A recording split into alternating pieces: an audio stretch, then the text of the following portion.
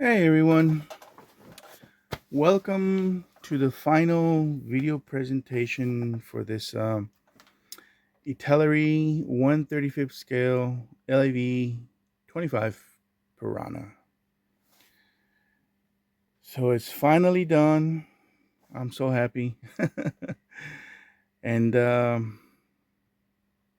have to say, despite some of the issues I had, and I say issues because I pretty much just built it straight from the box. Um, but it was a fun build, I have to say. Didn't have really too many issues putting it together per se. Um, as far as fit problems go, I maybe have had a little bit around this panel gluing it together, but it, it was pretty easy to resolve, so I wouldn't really call it problematic. But everything else went pretty straightforward. No real issues with fits. Excuse me. Or anything else like that. I mean, it's an Italeri kit, so it's pretty basic, straightforward build. Now, the issues that I did have was with the grab handles because they're just glued onto the body, so there's not really a indentation for the grab handles to sort of be placed in, so they can have a bit of grip. But if I wanted to go the not out of the box straight build, I could have just drilled the holes in and made the handles either from some wire, or just glued those directly into the body, so they don't keep falling off. But yeah, I did lose the antenna for this, so I had to scratch build another one. I think I did it a little bit bigger than the kit one, but that's okay. Uh, let's see. It has no clear parts, so all the lenses where the drivers can see out there is just painted black. Um, the antennas are the only ones that I actually made from scratch, and I actually managed to do the tips of the antennas like the real thing. I just used some gel instant glue and just let it form to shape, and there you go. Pretty easy. The interior I just painted um, like a duck egg blue color. I'll show you here real quick, because I was, like I said before, I was mentioned before in one of my other videos, I was did a quick reference to see what the inside looked like, because I knew it wasn't gonna be white like the previous owner of this kit started painting it. So I actually used a mint green color. Oh man, I don't know if you can see it, but I got this here in Germany, so pretty cheap paints. I think I paid like a little bit less than 3 euros. I think it's like 2.95. Pretty decent paint, and this fit the part perfectly. So that's what I used for the interior. It's a matte, and like I said, it looks the part. Maybe could have been a little bit lighter, I don't know, but yeah. So that's what I did with the interior, and of course the olive drab pads on the seats, padded seats. Uh, yeah, I did do the camouflage as I stated before with the same brand of spray paint that I showed you guys, but it was satin black, and then these were tester paints, light brownish, I think, and sand, as stated in the instructions. Let's see what else. Oh yeah, this part here too broke off, lost it, so I just made another one from scratch. Um, Not sure what that is for, but yeah, maybe a gun or a sight or something. I'm not sure. I should probably look it up too. I know, so I know what it is. But yeah, that right there. I don't know if you guys can see that. But yeah, I had some issues with breaking these down. From handling the kit as I was painting and whatnot. But it's okay because the first time around, they were kind of crooked, so it was a happy accident, if you will, because I corrected it and now they look better, more straight. Um, Painting the wheels, I didn't know how to make a used look, so I looked at some videos on YouTube, and I have to say it wasn't really that hard. I mean, this is my first time weathering wheels. I mean, they still kind of look a bit shiny, but I did coat the kit with some lac spray, matte clear, but I might have to go again with it with actual brand. So I think I'm gonna use the Mr. Hobby Top Coat Flat Clear as soon as I'm done with this. Cause beforehand I used I think it was this one.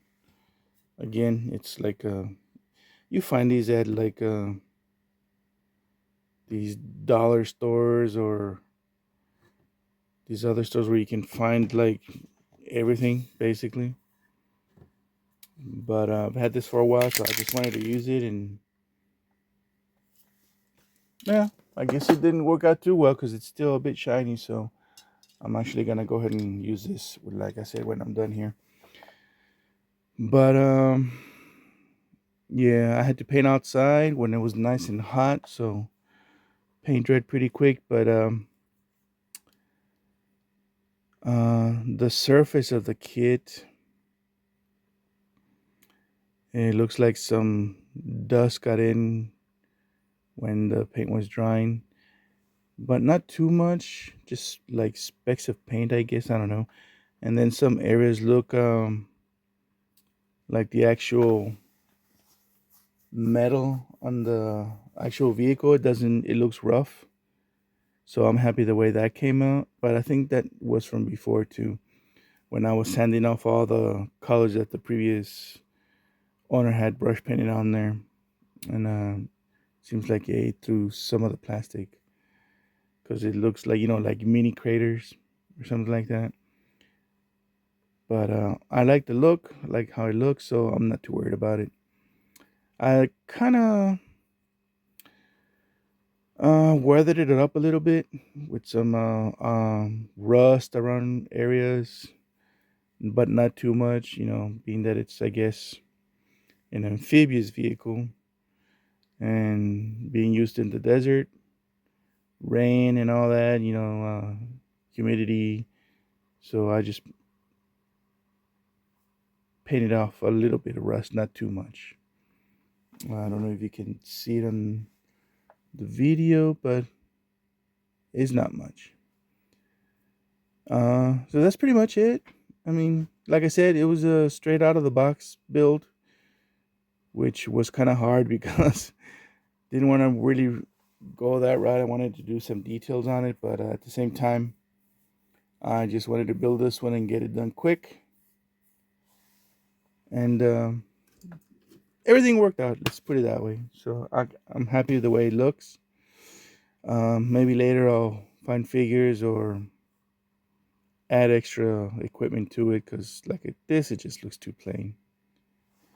But like I said, it's okay. I'm still happy with it. Anyways, let me see if I can get this and show you a little bit more detail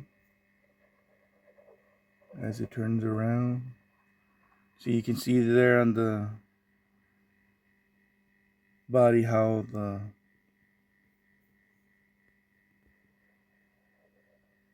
it looks.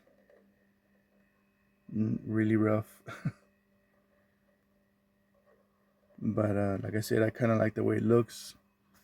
Looks like it does in a real vehicle, from what I remember, anyways.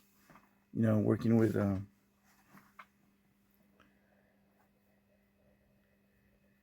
military vehicles while I was in service,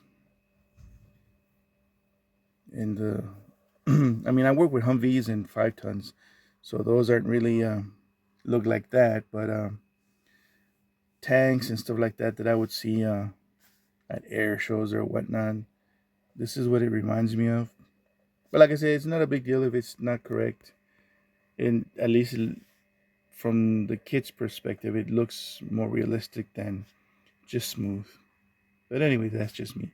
And as far as the tires go, I mean, it's my first time doing the weathering on tires, so I'm happy the way it came out. Of course, I need more practice, but for the sake or for the purpose of this model, it's better than just all being black and just black. No, different tones of the color from being used, being out in the field and whatnot. So, yeah. Anyways, that's that. Kid didn't have too many decals now that I remember, but they were old and a little bit of silvering on a couple of them, but not too bad. They were old, so me using the decal fix helped a lot. But on some of them it just wasn't enough. And let me see if I can get a shot of the interior here. Let me pause this thing. There we go. And then I don't think you guys can see that when I use the flashlight. There we go. So you can kind of see the interior there.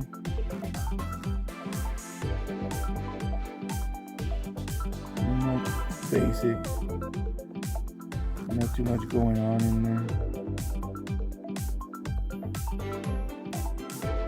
But better than it was before.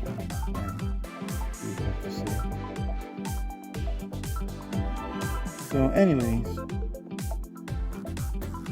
before I continue to ramble, I will stop right here. And well, there's another one down for the count. On to the next build.